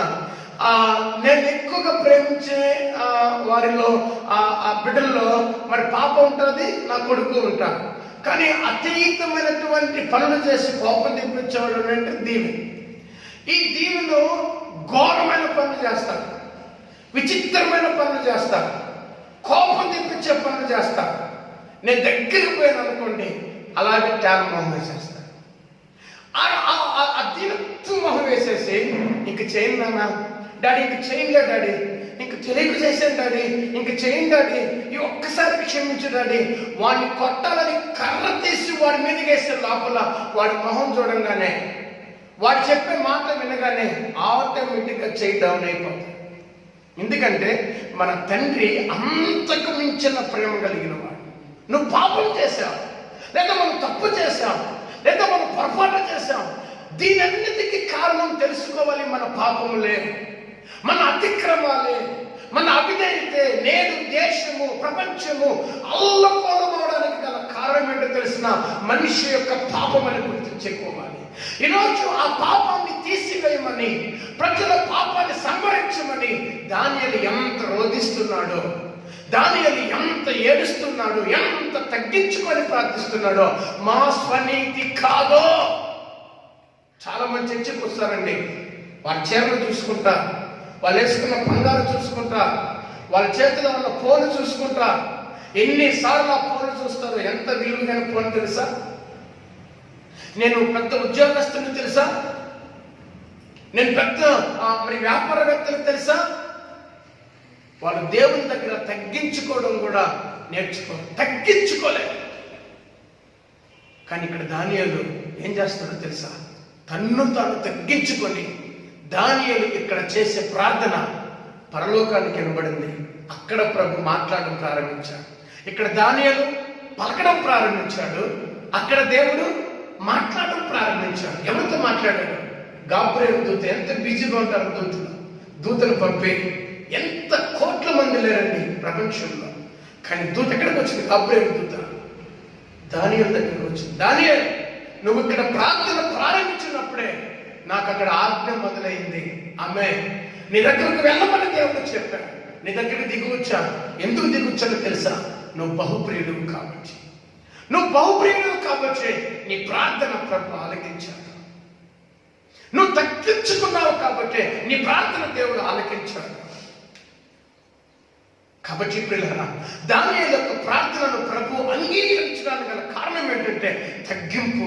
2వ దినవృత్తాంతముల గ్రంథం 12వ అధ్యాయం 7వ వచనంలో దేవుడు ఈ సమయంలో నాకు జ్ఞాపకం చేస్తున్నా. అక్కడ తగ్గింపుతో కూడిన ప్రార్థనను ఎంతగా అక్కడ చెప్పడంతో మనం చూద్దాం. త్వరగా తల్లి. వారు తమ్మును తాము తగ్గించుకునుట యెహోవా చూచెను కనుక యెహోవా వాక్కు షమయాకు ప్రత్యక్షమై ఇలాగ సెలవిచ్చెను, వారు తమ్మును తాము తగ్గించుకుని గనుక నేను వారిని నాశనము చేయక. శీర్షకు ద్వారా ఏంటండి శీర్షకు చెప్పండి, ఏం చేశాడు దేవుడు? దేవుడు ఏం చేయడానికి తగ్గించుకుంటే వాళ్ళు తగ్గించుకుని ఏం చేస్తున్నారు? తమ్మును తాము తగ్గించుకొని ప్రార్థన చేయడము చూస్తూ ఉన్నారు. వాళ్ళు ప్రార్థించడము చూస్తున్నారు. తగ్గించుకొని యెహోవా న్యాయస్థుడని ఒప్పుకునేది. తమ్మును తాము తగ్గించుకున్నట, వారు తమ్మును తాము రిక్తులుగా చేసుకున్నట. అయ్యో, మన బలము కాదు, మన శౌర్యము కాదు, మన జ్ఞానము కాదు, మన డబ్బు కాదు, మన ధనము కాదు. ధనం అంటే గుర్తొస్తుంది. ఒక ధనవంతుడు తన ధనాన్ని చూచి, తన దగ్గర డబ్బులు చూచి, ఆ ధనాన్ని చూచి తిను, తాగు, సుఖించు, ఎంజాయ్ చేయాలంటే ఆ గొప్ప ధనవంతుడు చూసి దేవుడు అంటాడు, వెర్రోడా, ఈ రాత్రి నువ్వు చస్తే నువ్వు ఎక్కడికి వెళ్తావు అని అడుగుతాడు. సో అదేవిధంగా ధనవంతులు చేసే ప్రార్థనను దేవుడు ఆలకించలేదు. కానీ ఎవరు పడుతున్నాడు దేవుడు? ఆ సుంకరి తనకు తానుగా తగ్గించుకొని రొమ్మును బాదుకుంటూ, ఇంకా ఇవన్నీ చెప్పాలంటే టైం లేదు కాబట్టి మీకు చెప్తూ ఉన్నా. రొమ్ములు బాదుకొని తండ్రి అని మొదలుపెట్టినప్పుడు దేవుడు ఒక పేదవాడి వెనకాల, ఒక దీనుని వెనకాల, ఒక దీనుని పక్షానికి దేవుడు వెళ్ళిపోయాడు. నేను నేను నేను అని అనుకున్న వాడి పక్షానికి దేవుడు రాలేదు. ఇక్కడ వారు తగ్గించుకొని చేసిన ప్రార్థన, వారు తగ్గించుకొని చేసిన ప్రార్థనను ఎవరు చూశారంట? దేవుడు చూచి వారిని నాశనము చేయక ఆపాను. ఈరోజు నీవు నేను మన జీవితాలు నాశనము కాకుండా, వినాశనము కాకుండా, పతనము కాకుండా, ఇలాంటి కీడులకు, దైవ ఉగ్రతకు, దేవుని శిక్షకు మన బానిసలు కాకుండా ఉండాలంటే ఖచ్చితంగా మన జీవితంలో ఏముండాలి? తగ్గింపు అనేది చాలా ఇంపార్టెంట్. దేవుడు మనం చూస్తాడు, మనలో తగ్గింపును చూస్తాడు. ఈ తగ్గింపే దానియేలు చేశాడు కాబట్టి దానియేలు ప్రార్థన దేవుడు ఆలకించాడు.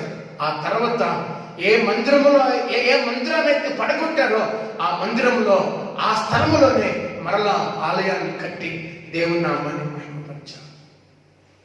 మూడో వ్యక్తిని చెప్పి నేను ముగిస్తున్నా. మూడో వ్యక్తి ఎవరో మనందరికీ తెలుసు, మోషే. దానియేలు లాంటి జీవితమే మోషేది కూడా. సంఖ్యాకాండము 33వ అధ్యాయం అనుకుంటారు చూడండి. 33వ అధ్యాయం 32వ అధ్యాయం 32వ వచనం. త్వరగా తీసాను. సంఖ్యాకాండము 32వ అధ్యాయం 32వ వచనం. మేము యెహోవా సన్నిధిని యుద్ధ సన్నద్ధమై నది దాటి కానాను దేశంలోకి వెళ్ళదము. అప్పుడు యోర్దాను యువతల మేము స్వాస్థ్యమును, సంఖ్యాకాండమేన 32 యువతల మేము స్వాస్థ్యమును పొందదామని ఉత్తరం ఇచ్చింది. అప్పుడు మోషే వారికి అనగా గాదీయులకును రూబేనీయులకును యోసేపు కుమారుడైన మనష్షే అంతగోత్రపు వారికి. ఇక్కడ మోషే యొక్క ప్రార్థనను మనం ఎంత గొప్పగా చూస్తున్నామంటే ఒకసారి చూడండి. దేవుని యొక్క మహిమ, దేవుని యొక్క ఉగ్రతకు మోషే అలాగే అడ్డుపడటం మనం చూస్తూ ఉన్నాం. అయ్యా, ఎందుకునైనా వాళ్ళు చంపేస్తావు? చూడండి ఒక్కసారి సంఖ్యాకాండము 14వ అధ్యాయం 34వ వచనం చూడండి. మీరు ఆ దేశమును సంచరించి చూచిన 40 దినముల లెక్క ప్రకారము దినమునకు 1 సంవత్సరం చొప్పున 40 సంవత్సరములు మీ దోష శిక్షను భరించి నేను మిమ్మను త్రోసివేసినట్టు తెలుసుకుందురు. ఇది యెహోవా నేను చెప్పిన మాట. నాకు విరోధముగా కూడిన చెడ్డదగు ఈ సర్వ సమాజమునకు చెడ్డదగు సర్వ సమాజమునకు నిశ్చయముగా దీన్ని చేసేదను. నిశ్చయముగా దీన్ని చేసేదను. ఈ అరణ్యములో వారు క్షీణించిపోవుదురు. ఇక్కడనే చనిపోవుదురు అనెను. ఆ దేశమునకు సంచరించి చూచుటకై మోషే చేత పంపబడి తిరిగి వచ్చి ఆ దేశమును గూర్చి చెడ్డ సమాచారము చెప్పుట వలన సర్వ సమాజము అతని మీద సనుగునట్లు చేసిన మనుషులు అనగా ఆ దేశమును గురించి చెడ్డ సమాచారం చెప్పిన మనుషులు యెహోవా సన్నిధిని తెగులు చేత ఏమైపోయారంట? చనిపోయారు. ఇంకా ఎక్కువగా చెప్పాలంటే టైం లేదు కాబట్టి ఈ నిర్గమాకాండము 32వ అధ్యాయంలో కూడా ఇవే విషయాలు మనం చూస్తూ ఉన్నాం. నిర్గమాకాండంలో దేవునికి అడ్డుపడతాడు మోషే. నన్నైనా చంపేయి, కానీ నా ప్రజలను మాత్రం ఏం చేయొద్దు. నా పేరునైనా నీ జీవ గ్రంథములను తొలగించివేయి, కానీ ఇశ్రాయేలును మాత్రం ఏం చేయొద్దు తండ్రి.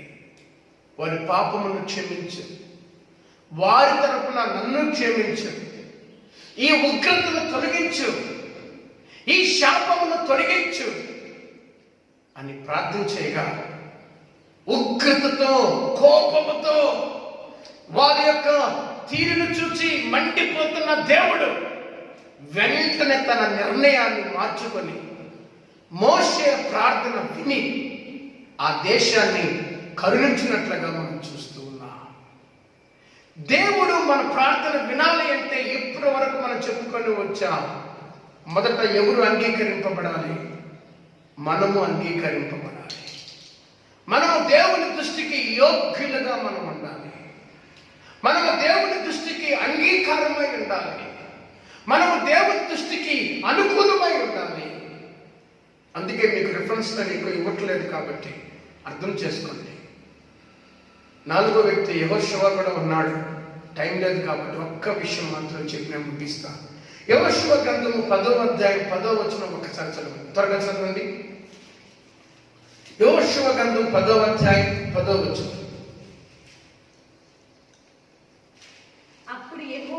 అప్పుడు యెహోవా ఇశ్రాయేలీయుల ఎదుట వారిని కలవరపరచగా యెహోషువ గిబియోను ఎదుట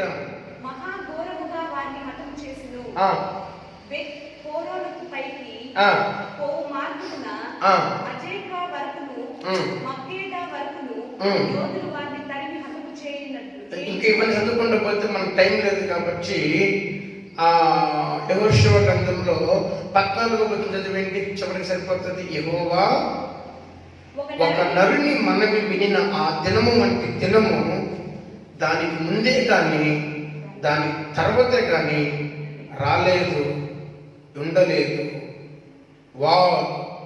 యెహోవా ఇశ్రాయేలుల పక్షమున నాడు యెహోవా ఇశ్రాయేలుల పక్షమున ఏం చేశాడంటే దేవుడు యుద్ధము చేశాడు.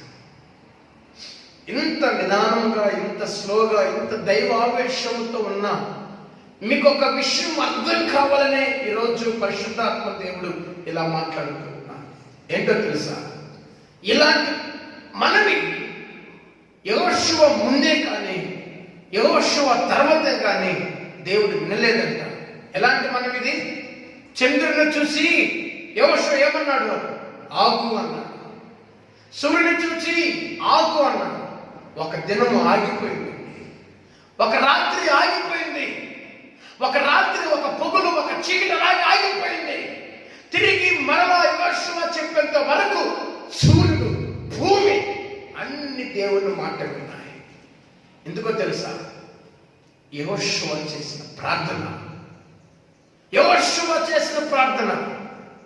మీలో చాలా మంది ఏలియా ప్రార్థన గురించి వింటారు. బైబిల్ గ్రంథంలో ఎంతమంది ప్రార్థనలు ఉన్నారు. వారి ప్రార్థన గురించి మీరు విన్నారు. ఏలియా ప్రార్థన దేవుడు విన్నాడు. అవును, ఏలియా ప్రార్థన దేవుడు వినడానికి కారణం ఏంటంటే ఏలియా దేవుని దృష్టికి అంగీకరింపబడ్డాడు, యోగ్యుడిగా ఉన్నాడు. ఎక్కడికి వెళ్ళమంటే అక్కడికి వెళ్ళాడు. వాగు దగ్గరికి వెళ్ళాలంటే వాగు దగ్గరికి వెళ్ళాడు, విధవరాల దగ్గరికి వెళ్ళాలంటే విధవరాల దగ్గరికి వెళ్ళాడు. దేవుడు చెప్పిందల్లా చేశాడు. కాకి తెచ్చిపెట్టి తిన్నంటే కాకి తెచ్చిపెట్టి తిన్నాడు. మొదట మనం దేవునికి లోబడాలి.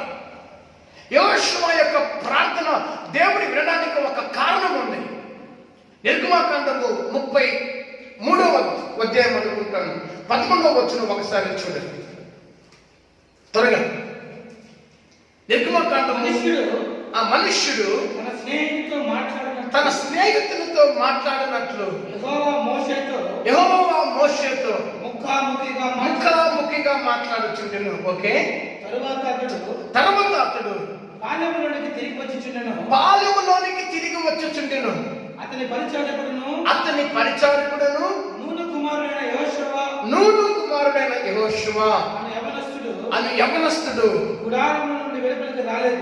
ఇప్పుడు మోషే ఏమో దేవునితో మాట్లాడి బయటకు వచ్చేసాడు, గ్రామంలోకి వచ్చేసాడు. మోషేతో కూడా ఉన్న పరిచారకుడైన యవనస్తుడు ఎక్కడ ఉన్నాడు? గుడారములోనే ఉన్నాడు, ప్రార్థన చేస్తూనే ఉన్నాడు, ప్రార్థిస్తూనే ఉన్నాడు. ఇక్కడ ఏమర్థమవుతుంది? యెహోషువ ప్రార్థన దేవుడి వినడానికి గల కారణం ఏంటి? యెహోషువ ఏ జీవితాన్ని కలిగి ఉన్నాడు? తన యజమానుడు ఒకవేళ ఇక్కడ నుండి ఈ సన్నిధి నుండి ఈ చర్చి నుండి ఒకవేళ నేను సేవకుడిగా ఉండి నేను ఇంటికి వెళ్ళినా లేదా పరిచర్యకి వెళ్ళినా నేను సేవకి వెళ్ళినా ఇక్కడ ఉన్నటువంటి పరిచారకులు ఏం చేస్తూ ఉండాలి? ప్రార్థనలు కనిపెట్టాలి. సంఘం అయితే అత్యాశక్తితో ప్రార్థన చేస్తుంది ఎక్కడో కిలోమీటర్ల దూరంలో. పేతురు అయితే మరణానికి దగ్గరగా ఉన్నాడు.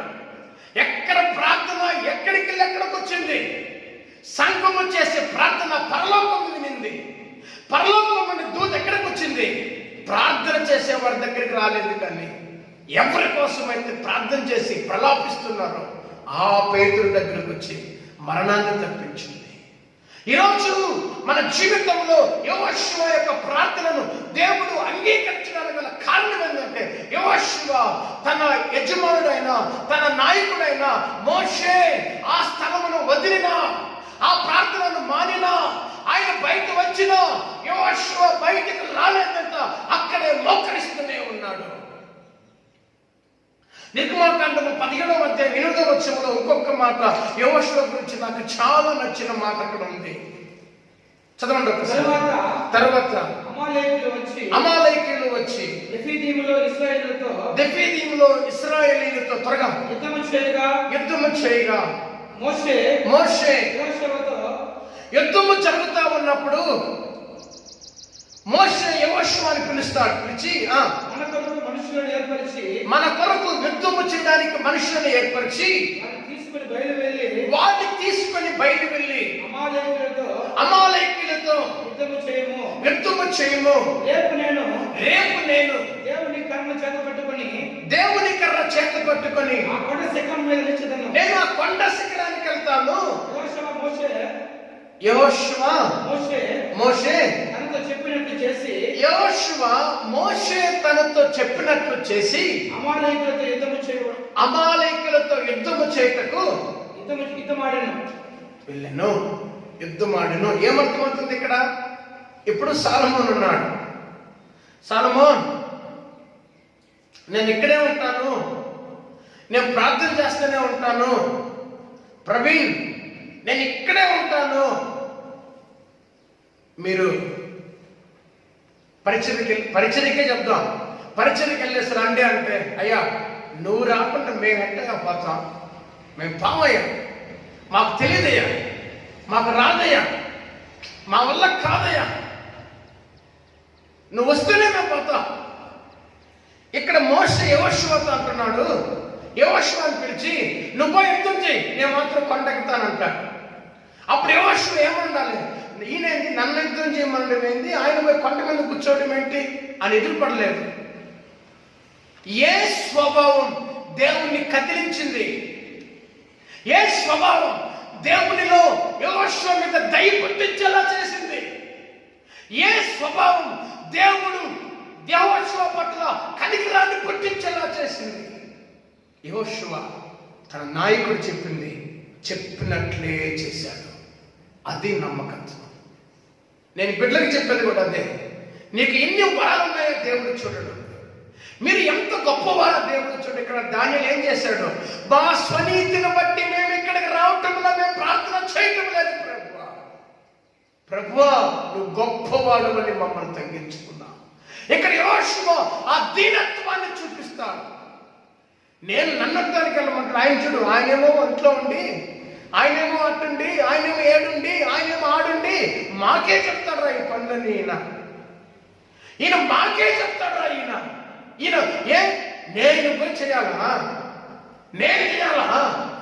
చాలా మంది సంఘాల్లో ఇలాంటి సేవకుల మీద వ్యతిరేకమైన భావన కలిగి పతనమైన వాళ్ళని ఎంతమంది చూస్తున్నా. ఆ రోజు యెహోషువ దైవ సేవకుడికి తన నాయకుడికి ఆ యవ్వన వయసులో దేవునికి లోబడ్డాడు కాబట్టి ఈరోజు దేవుడు ఎవరు తోడయ్యాడు? యెహోషువకు తోడయ్యాడు. హల్లెలూయా. నేనే చేయాలా? నేనే వెళ్ళాలా? నాకే చెప్తాడు నేనే చేయాలా? ఈ పని నేను చేయాలా? ఈ సేవ అన్ని నేనే చేయాలా? నా వల్ల కాదు స్వయం ఆయనకే అని అనుకున్న వితర్కమైన వాదముతో సనిగిన వాళ్ళందరూ అరణ్యములను పెట్టలు రాలిపోయారండి. యెహోషువ ప్రార్థన దేవుడు అంత గొప్పగా ఈ యొక్క ఆదికాండము నుండి ప్రకటన గ్రంథం వరకు ఒక అద్భుతమైన ప్రార్థన విన్నటువంటి దేవుడు ఇంకెక్కడ కూడా కనబడదు. మూడోది తెలుస్తున్న ద్వితీయోపదేశ కాండము 31వ అధ్యాయం 5వ వచనంలో ఒక మాట చదువుతున్నాను. చూడు, త్వరగా చదవండి. త్వరగా త్వరగా.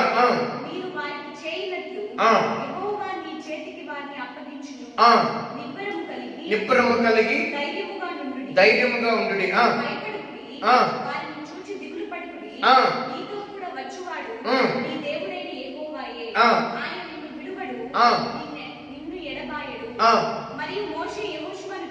ఇవన్నీ ఇప్పుడు దాకా దేవుడు ఇశ్రాయేలుతో చెప్తున్నాడు. మోషే తన 120 సంవత్సరాలు గడిచిన తర్వాత నేను ఇంకా పర్వతం మీదకి వెళ్తున్నాను, నేను ఇంకా తిరిగి రాను, నా తర్వాత నాతో నడిచి నాతో ఉండి నాకు నమ్మకంగా ఉండిన నూను కుమారుడైన యెహోషువను మీకు నాయకుడిగా పెడుతున్నా, భయపడొద్దు, దిగులు పడొద్దని చెప్పి ఆ లక్షల మందిలో ఎవరిని పిలుస్తున్నాడు? యెహోషువని పిలిచి తన కుమారుడిని పెట్టలేదే మోషే. ఎవరిని పిలిచాడు? తన పరిచారకుని పిలిచి ఏం చెప్తాడో చూడండి. నువ్వు నిబ్బరము కలిగి ధైర్యముగా ఉండుము. యెహోవా ఈ ప్రజలకు ఇచ్చుటకు వారి పితరులతో ప్రమాణం చేసిన దేశమునకు నువ్వు వీరితో కూడా పోయి దానిని వారికి స్వాధీనపరచుము. నీ ముందర నడుచువాడు యెహోవా, ఆయన నీకు తోడై ఉండును, ఆయన నిన్ను విడువడు, నిన్ను విడబాయుడు. దేవునికి స్తోత్రం. ఇది చెప్పిన మాట ఎవరు చెప్పండి? మోషే. ఎవరు చెప్తున్నారు? యెహోషువకి. దేవుడు ఎవరు చెప్తాడు ఇక్కడ? చూద్దాం ఒకసారి 23వ వచనం చదవండి. ఎవరు చెప్తున్నారు ఇప్పుడు? ఎవరితో మాట్లాడుతున్నాడు దేవుడు ఇక్కడ? యెహోషువతో మాట్లాడుతున్నాడు. మరియు యెహోవా నూను కుమారుడైన యెహోషువకి ఇలాగ సెలవిస్తూ ఉన్నాడు. నువ్వు నిబ్బరము కలిగి ధైర్యముగా ఉండుము. నేను ప్రమాణపూర్వకముగా వారికి ఇచ్చిన దేశమును ఇశ్రాయేలును తోడుకొని పోవాలి, నేను నీకు తోడై ఉండును. దేవునికి స్తోత్రం. హల్లెలూయా. విన్నారా? చాలా మంది అర్థం లేకుండా ఉపవాసం ఉంటారు. చాలా మంది కడుపులు మార్చుకుంటూ ఉపవాసం ఉంటారు. నాకు కుటుంబాన్ని తెలుసు, ఎప్పుడు చూసిన ఉపవాసం అన్న ఉంటారు. కానీ ఉపవాసంలో జరగాల్సిన కార్యం ఏంటో తెలుసా బిడ్డలారా? ఈ క్యారెక్టర్లోకి మనం రావాలి, ఈ తగ్గింపులోకి మనం రావాలి. అప్పుడు దేవుడు అంటాడు, ఇలాంటి భక్తిని నువ్వు కనపరచాలి, ఈ మార్పులోకి నువ్వు రావాలి. మారని ఉపవాసం, మారని ఆ ప్రార్థన, మారని నీ క్రియలు, మారని నీ మూర్ఖత్వం, మారని నీ పాపపు జీవితం దేవుని దగ్గరకు తేవడం వలన నువ్వు 100 రోజులు కాదు కదా, నువ్వు బతికినంత వరకు నువ్వు ఉపవాసం ఉన్నా ఆయన నీకు కనబడడు, నీకు ప్రత్యక్షము కాదు.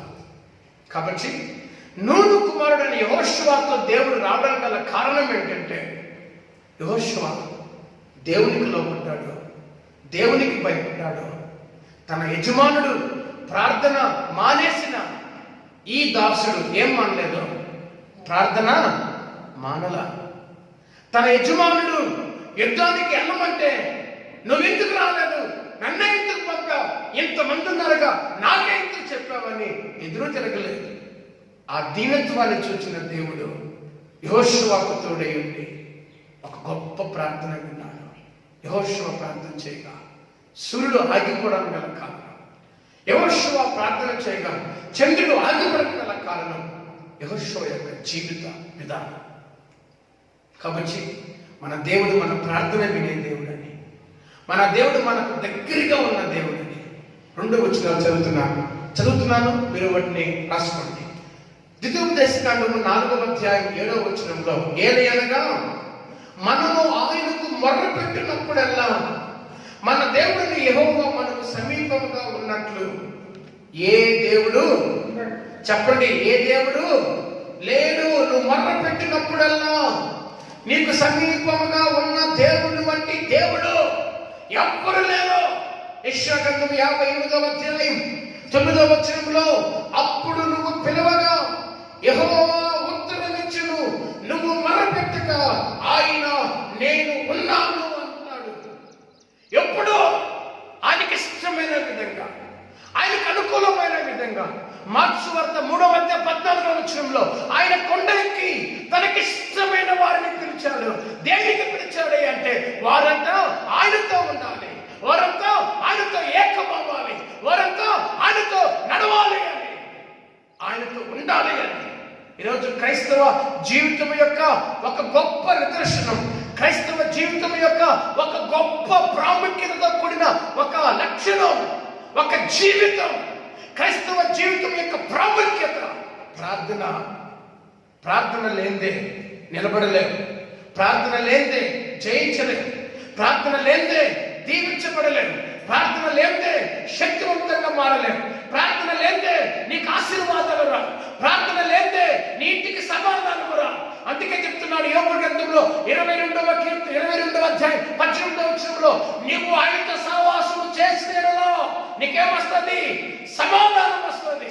దేవుడితో సహవాసం చేయకపోతే, దేవుడితో మొరపెట్టకపోతే, దేవుడి దగ్గర నీ జీవితం గడపకపోతే కోల్పోతావు, సహవాసం కోల్పోతావు, ఆశీర్వాదం కోల్పోతావు, దేవుని శక్తిని కోల్పోతావు, అభిషేకాన్ని కోల్పోతావు, సంతోషాన్ని కోల్పోతావు, కుటుంబాన్ని కోల్పోతావు, భార్య బిడ్డను కోల్పోతావు, జీవితాన్ని కోల్పోతావు. నయోమి కోల్పోయింది.